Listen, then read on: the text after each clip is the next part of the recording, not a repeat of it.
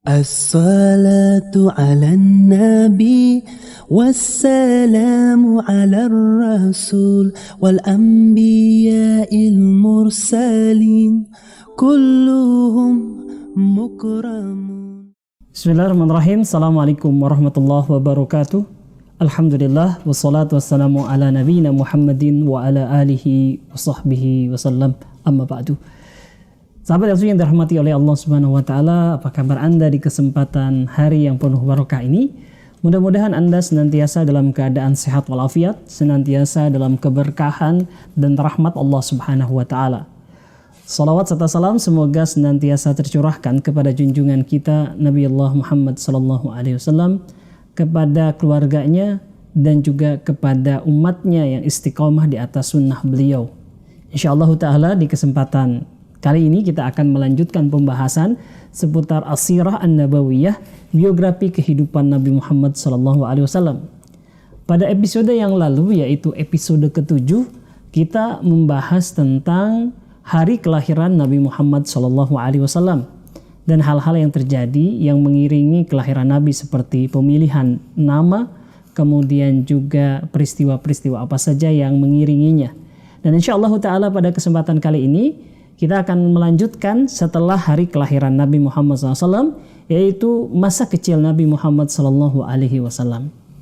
Sahabat LC yang dirahmati oleh Allah Subhanahu wa taala, setelah disusui oleh ibundanya yaitu Aminah bintu Wahab, maka Nabi Muhammad SAW mengalami beberapa penyusuan kepada wanita yang bukan hanya ibunya, tetapi wanita-wanita yang lain yang sesuai dengan kebiasaan masyarakat Arab ketika itu. Nah, ada beberapa ibu susu Nabi Muhammad SAW. Yang pertama adalah seorang wanita yang bernama Suwaibah. Suwaibah ini adalah budak wanita milik Abu Lahab, paman Rasulullah SAW. Abu Lahab sangat bergembira dengan kelahiran Nabi Muhammad SAW. Dia senang karena seorang dari Bani Hashim telah lahir.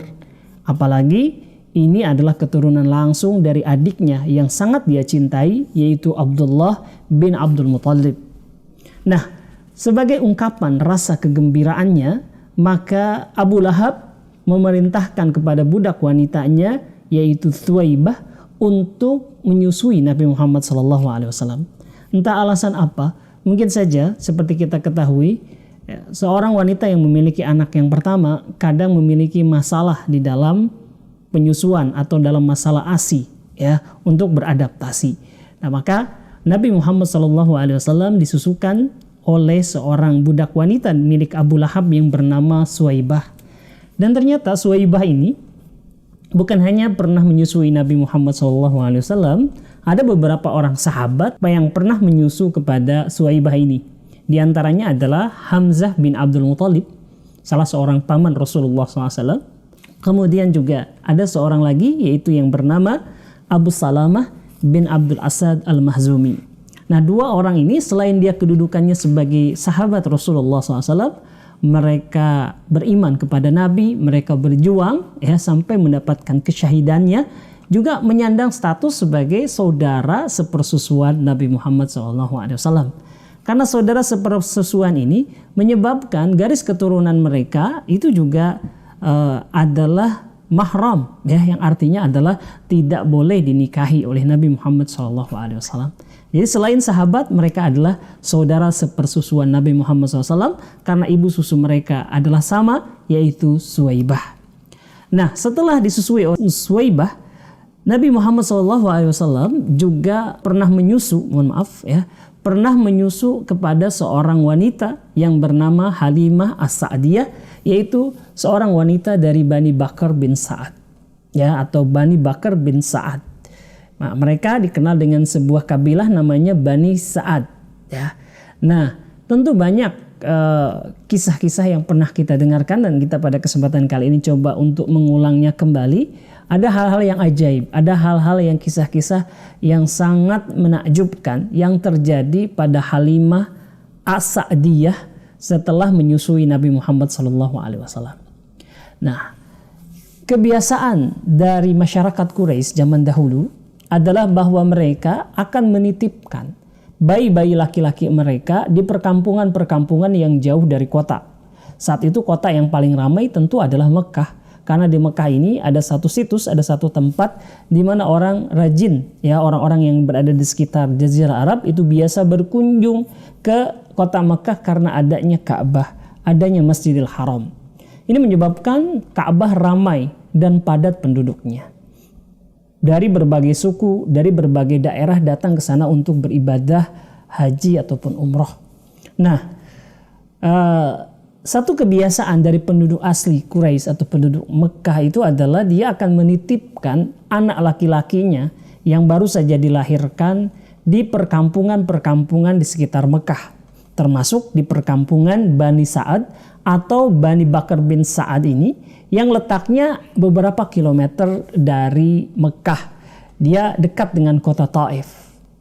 Nah, itulah yang juga dilakukan oleh keluarga Nabi Muhammad SAW, Bani Hashim, yaitu menitipkan Nabi Muhammad SAW pada wanita-wanita Bani Sa'ad untuk disusui. Dan wanita-wanita Bani Sa'ad ini selain mereka adalah para peternak, para penggembala yang handal, mereka juga menjadikan menyusui bayi sebagai salah satu pendapatan sampingan mereka. Apabila musim kemarau tiba, di mana biasanya musim paceklik, ya, kemudian juga susu-susu kambing, susu-susu unta itu sedikit sekali yang bisa diperah, maka mereka akan mencari tambahan penghasilan atau tambahan pendapatan dengan menyusui bayi-bayi penduduk Mekah untuk mendapatkan ujroh atau mendapatkan gaji, mendapatkan imbal jasa atas penyusuan mereka. Dan mereka biasanya akan mendatangi Mekah untuk berkeliling dan menawarkan penyusuan. Nah, dilaporkan ataupun diriwayatkan bahwa wanita-wanita Bani Sa'ad ketika itu berangkat dari perkampungan mereka menuju Mekah. Dan mereka ketika itu mengendarai kendaraan-kendaraan mereka berupa unta-unta. Termasuk wanita-wanita yang berangkat itu adalah Halimah beserta teman-teman perempuan yang lainnya untuk mencari bayi-bayi yang akan disusui. Ya, maka berangkatlah mereka, tetapi unta yang dikendarai oleh Halimah ini adalah unta yang sudah tua, ya, unta yang memang secara fisik itu tidak fit, ya, sehingga akhirnya Halimah itu kemudian tertinggal dibandingkan dengan wanita-wanita lainnya yang mengendarai unta yang jauh lebih sehat. Nah, sesampainya wanita-wanita itu di Mekah, mereka segera mencari.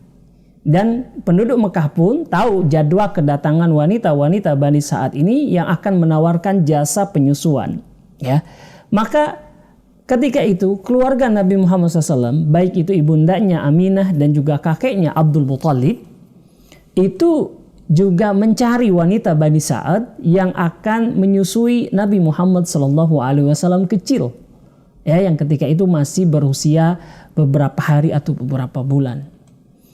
Maka ditawarkanlah, ya, wanita-wanita Bani Sa'ad ini untuk menyusui Nabi Muhammad SAW. Tetapi kebanyakan dari wanita-wanita Bani Sa'ad itu mereka merasa berat atau enggan atau sungkan, ya, untuk menyusui bayi Nabi Muhammad SAW. Dikarenakan beliau, ya, yaitu Rasulullah SAW ketika itu masih kecil, itu memang statusnya sebagai anak yatim. Yang anak yatim tentu saja, ya, walaupun ada yang menanggung, ya, kehidupannya, tidak seperti mereka yang memiliki ibu dan bapak yang utuh, yang tentu akan bisa membayar lebih mahal. Sehingga akhirnya Nabi Muhammad SAW yang ketika itu masih kecil itu belum mendapatkan wanita yang akan menyusui beliau menyusui dan membawa beliau ke Bani Sa'ad. Ya. Sampai akhirnya Halimah As-Sa'diyah yang tadi kita katakan mengendarai kendaraan yang unta yang sudah tua, ya, yang juga tidak menghasilkan susu dan sudah lambat, itu kemudian tiba dan dia dapatkan teman-temannya sudah memiliki bayi yang akan disusui dan akan dibawa ke perkampungan Bani Sa'ad. Nah, setelah keliling, ya, semua bayi tersebut sudah mendapatkan ibu susunya. Tinggal bayi Nabi Muhammad SAW. Nah, ini belum ada yang mau mengambilnya. Maka Halimah itu terbentik untuk membawa Nabi Muhammad SAW, menyusui dan membawa Nabi Muhammad SAW. Tapi dia izin dulu kepada suaminya. Ya, dia bilang, wahai suamiku, aku sudah keliling untuk mendapatkan bayi-bayi yang akan kita susui dan kita akan mendapatkan gaji atas itu. Tapi mereka semua sudah diambil oleh saudara-saudara kita. Tersisa bayi seorang anak yatim, ya, yaitu tersisa seorang anak yatim yang bapaknya sudah meninggal dan keluarganya biasa saja. Tapi aku melihat tanda-tanda kebaikan pada bayi itu. Bagaimana menurutmu? Apakah kita ambil saja daripada kita enggak membawa bayi untuk kita susui? Nah, suaminya yang bijak kemudian mengatakan, lebih baik kita ambil. Mudah-mudahan Allah membukakan pintu kebaikan untuk kita melalui perantara bayi tersebut. Nah, kemudian yang terjadi, maka diambillah bayi Nabi Muhammad SAW yang masih kecil tersebut dan kemudian dibawa ke perkampungan Bani Sa'ad. Nah, yang luar biasanya, begitu Nabi Muhammad SAW itu dibawa dan disusui, maka Halimah dan keluarganya itu bisa merasakan kebarokahan dan keistimewaan serta hal-hal yang ajaib lainnya dialami oleh Halimah ketika menyusui Nabi Muhammad SAW. Untanya yang sudah tua dan sakit-sakitan atau tidak fit, tiba-tiba begitu menggendong Nabi Muhammad SAW, membawa Nabi Muhammad SAW, untanya kembali sehat seperti semula. Bahkan bisa berlari kencang dibandingkan dengan keadaan sebelumnya, bahkan bisa membalap, bisa mendahului unta-unta yang dikendarai oleh wanita-wanita Bani Sa'ad yang lainnya yang sudah berangkat duluan atau sudah pulang duluan menuju Bani Sa'ad, perkampungan Bani Sa'ad. Kemudian unta ini bukan hanya lebih cepat, tetapi juga yang tadi kita katakan unta tua yang sudah tidak menghasilkan susu, tiba-tiba kemudian menghasilkan susu kembali. Dan demikian juga Halimah yang ketika itu juga masih menyusui, ya, anak kandungnya. Begitu mendapatkan Nabi Muhammad SAW menyusui Nabi Muhammad SAW, tiba-tiba air susunya juga banyak, ASINya juga banyak, sehingga bisa menyusui Nabi Muhammad SAW dan anak kandungnya. Dan keberkahan-keberkahan itu terus saja menyapa dan datang kepada Halimah selama Nabi Muhammad SAW berada di perkampungan Bani Sa'ad. Contohnya, ya, Halimah memiliki beberapa hewan ternak ataupun hewan gembalaan. Nah, hewan gembalaannya itu biasa saja, apalagi di masa musim paceklik yang biasanya itu hewan-hewan gembalaan atau hewan-hewan ternak akan kurus karena rumput-rumput itu tidak banyak tumbuh, bahkan banyak yang mati, ya, sehingga kalau musim paceklik itu kesulitan, gitu. Nah, begitu ada Nabi Muhammad SAW di sisi mereka, maka mereka mendapatkan, Halimah dan keluarganya mendapatkan, ya, bahwa unta-unta mereka, kambing-kambing mereka yang digembalakan itu tumbuh lebih gemuk, tumbuh lebih sehat, ya, setelah Nabi Muhammad SAW tinggal bersama Halimah. Ya, dan ini kemudian jadi perbedaan, ya. Orang-orang melihat bahwa kambing-kambing, unta-unta yang dimiliki oleh keluarga Halimah tumbuh lebih cepat besar, tumbuh subur, ya, gemuk-gemuk, padahal digembalakan di tempat yang sama. Sehingga akhirnya mereka coba mencari tahu dan berusaha untuk menggembalakan di tempat di mana kambing dan juga unta milik Halimah digembalakan. Tapi hasilnya sama saja. Mereka kalah cepat perkembangannya dibandingkan dengan unta-unta dan kambing-kambing milik Halimah. Dan terus Halimah ini mendapatkan keberkahan-keberkahan yang sangat luar biasa, ya, di masa dia memelihara Nabi Muhammad SAW, menyusuinya, memberinya makan, ya, dan kemudian mendidik Nabi Muhammad SAW. Nah, sehingga keberkahan-keberkahan ini menyebabkan Halimah itu tidak membawa, ya, pulang Nabi Muhammad SAW kepada ibundanya, karena masa penyusuan itu biasanya hanya 2 tahun saja. Setelah masa penyusuannya itu selesai, harusnya dikembalikan, ya. Tetapi berkali-kali Halimah minta udzur atau minta izin kepada ibundanya, ibunda Nabi Muhammad SAW, Aminah, untuk memperpanjang masa pengasuhan Nabi Muhammad SAW di Bani Sa'ad. Ya, kenapa? Karena untuk mendapatkan kebaikan-kebaikan tersebut. Nah, apa yang dilakukan oleh Nabi di sana? Ya, selain disusui, mendapatkan kasih sayang dari ibundanya, ya, kemudian juga punya saudara-saudara sepersusuan. Nabi Muhammad SAW juga beraktivitas sebagaimana anak-anak kampung, anak-anak desa. Beliau Rasulullah SAW itu mengembala kambing, beliau Rasulullah SAW mengembala unta, beliau Rasulullah SAW main, ya, ataupun juga melaksanakan aktivitas di tempat yang jauh lebih sehat.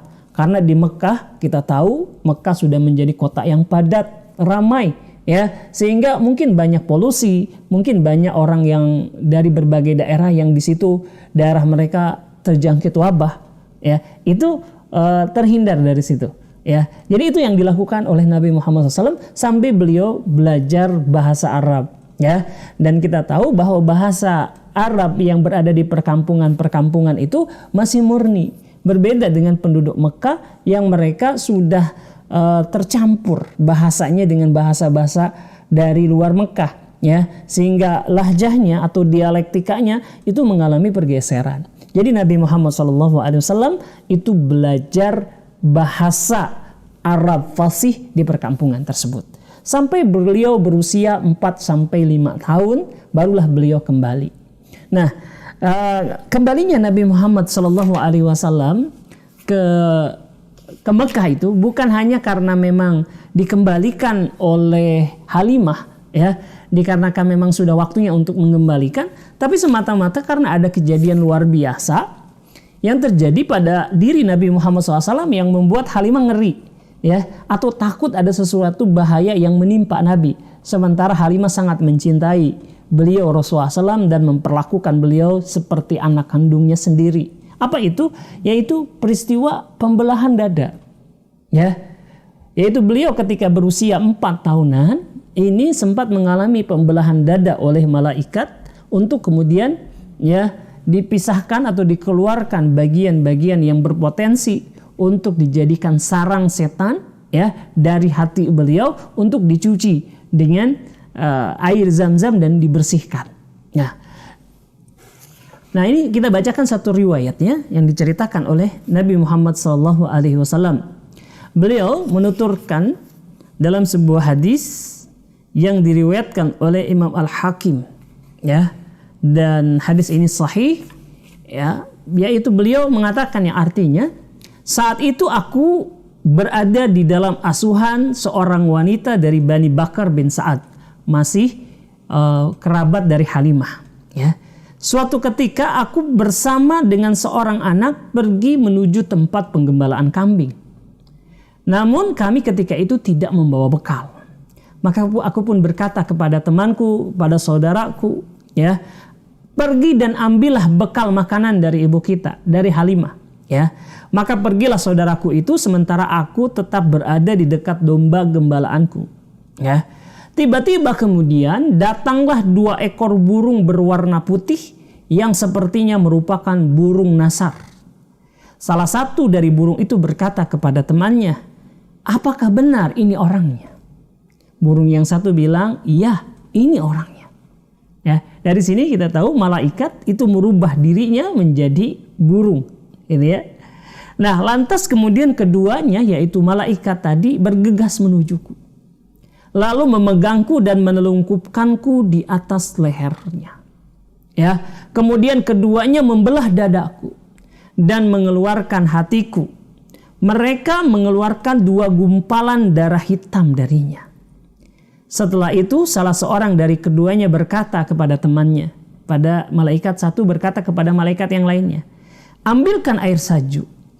Lalu mereka mencuci isi perutku dengan air dan salju. Kemudian salah seorang di antara mereka berkata, ambilkan lagi air embun. Dan mereka pun mencuci hatiku itu dengan air embun. Salah satunya kemudian berkata, ambilkan sakinah, yaitu ketenangan dan kedamaian. Lalu keduanya pun menebarkannya di dalam hatiku. Setelah itu salah satu keduanya kemudian berkata, jahitlah kembali. Lalu ia pun menjahitnya kembali lalu mengecapnya dengan tanda kenabian. Lalu salah satu dari keduanya berkata kepada temannya, letakkan ia pada satu timbangan, kemudian letakkan 1000 dari umatnya pada sisi timbangan yang lainnya. Lantas kemudian berlanjut hadisnya, kemudian beliau mengatakan setelah itu mereka pun pergi meninggalkanku. Sedangkan aku merasa sangat ketakutan.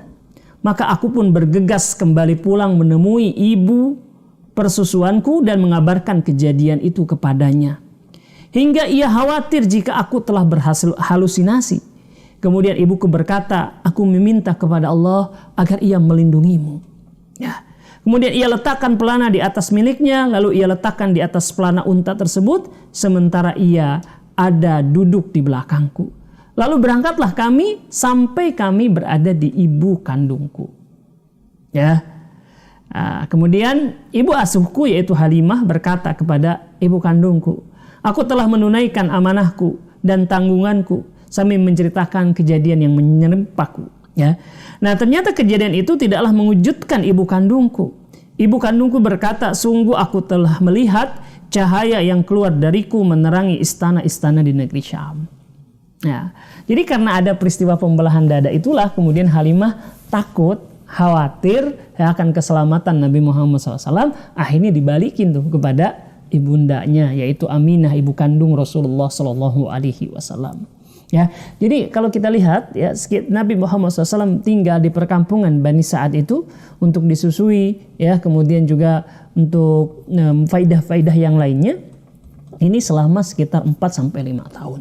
Ya, biasanya anak itu kan setahun lebih sudah mulai belajar bahasa. Ya, ketika dia berusia 2 tahun, ya, atau 3 tahun dia sudah bisa menyerap dan merangkai kata-kata, dan usia 4 tahun sudah lancar berbicara. Ya, dan tentu saja bicaranya adalah bahasa Arab. Nah, para ulama ini memberikan catatan ataupun pelajaran apa hikmahnya Nabi Muhammad SAW mengalami masa pengasuhan di perkampungan Bani Sa'ad. Yang pertama, ya, masa pengasuhan Nabi Muhammad SAW di Bani Sa'ad yang berlangsung 4-5 tahun menjadikan Nabi Muhammad SAW adalah sosok yang sehat. Ya, karena berbeda dengan Mekah yang bangunannya padat, sementara matahari tidak bisa menembus bagian-bagian dalam kota Mekah. Di Bani Sa'ad tidak seperti itu. Rumahnya masih jarang-jarang dan masih banyak tempat-tempat luas untuk menggembalakan kambing dan unta.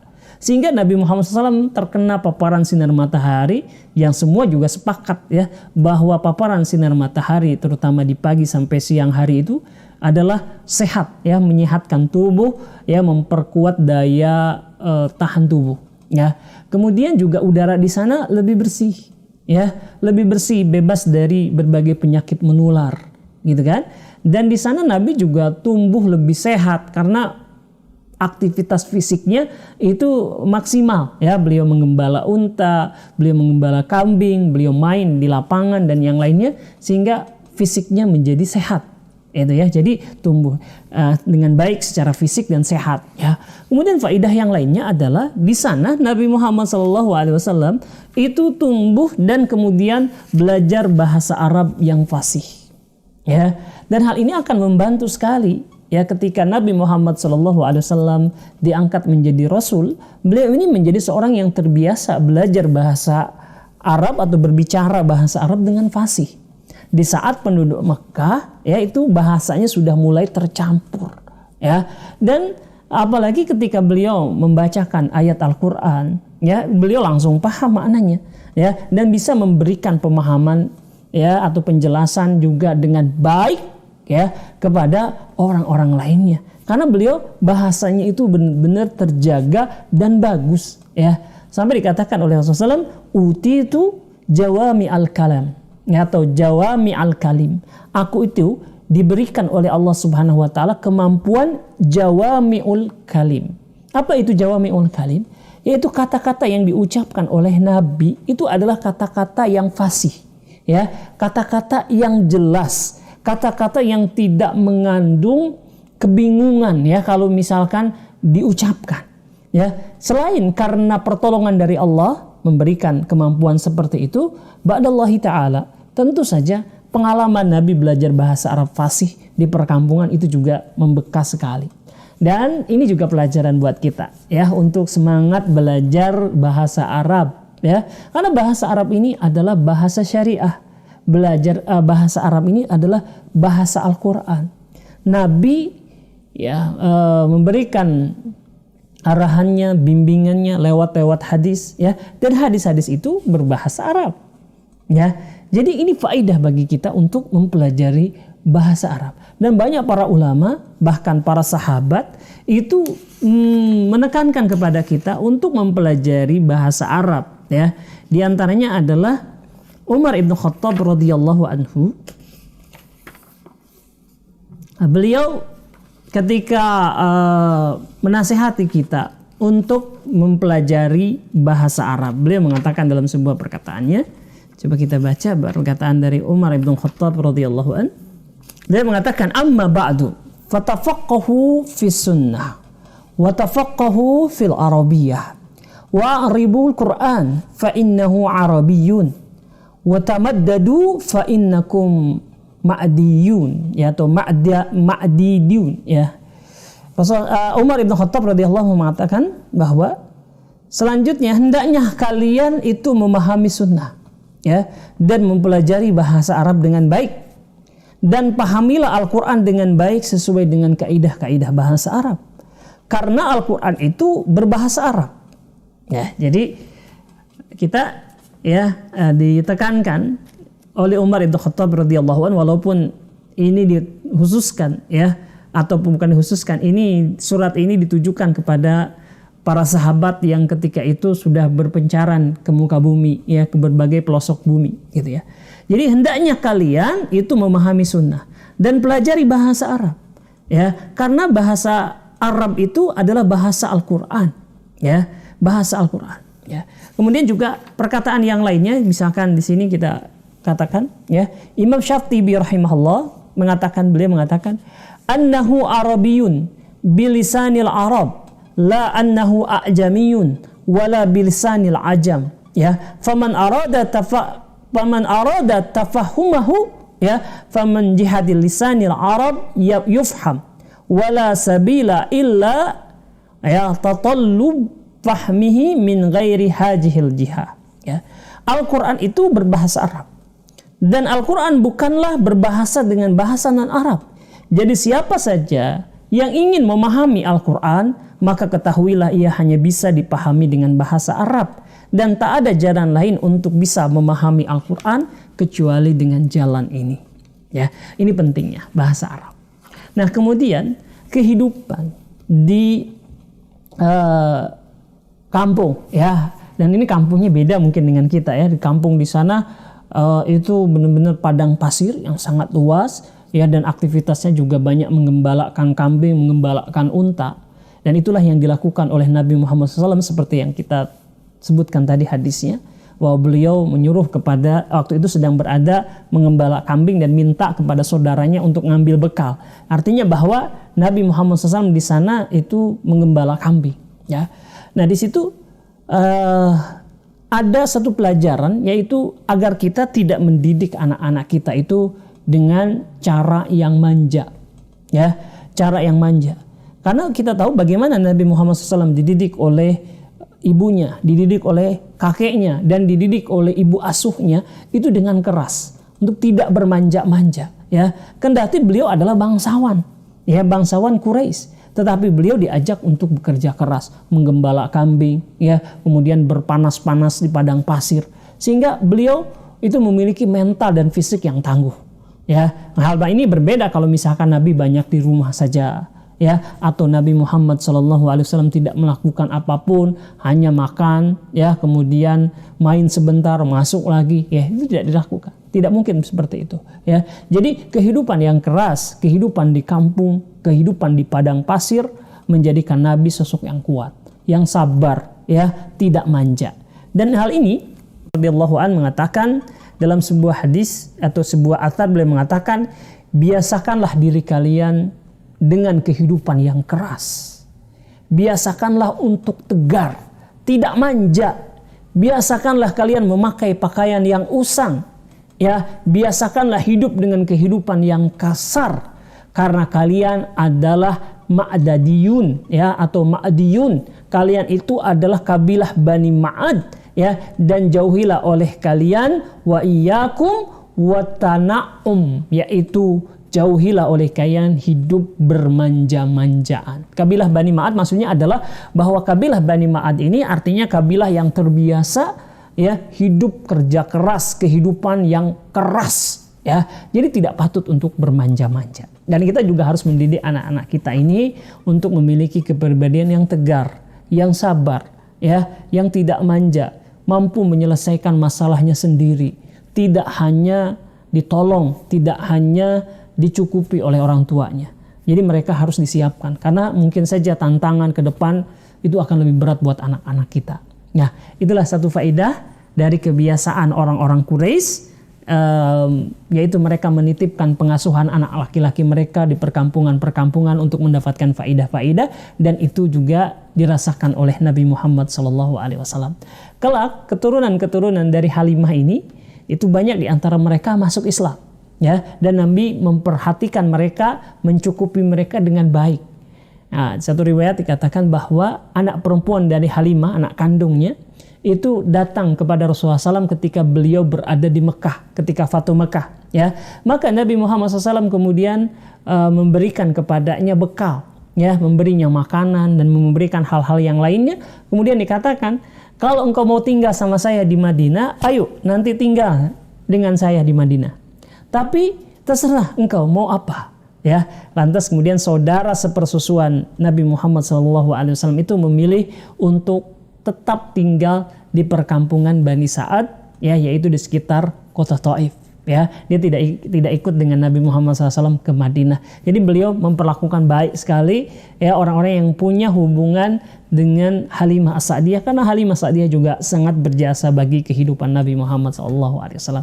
Nah, ini satu segmen ya, yaitu masa kecil Nabi Muhammad SAW di perkampungan Bani Sa'ad, diasuh, disusui, dan tadi mendapatkan faidah-faidah yang begitu berharga sebagai bekal beliau nanti ketika dewasa. Ini saja pembahasannya, sahabat LC. Insya Allah kita lanjutkan. Masih banyak ya akan kita ceritakan di masa kecil Nabi, apa saja yang terjadi di pertemuan yang akan datang. Wallahu a'lam bishawab. Assalamualaikum warahmatullahi wabarakatuh. Blessings be upon Nabi, peace be upon the messenger and the prophets who were sent. All of them were on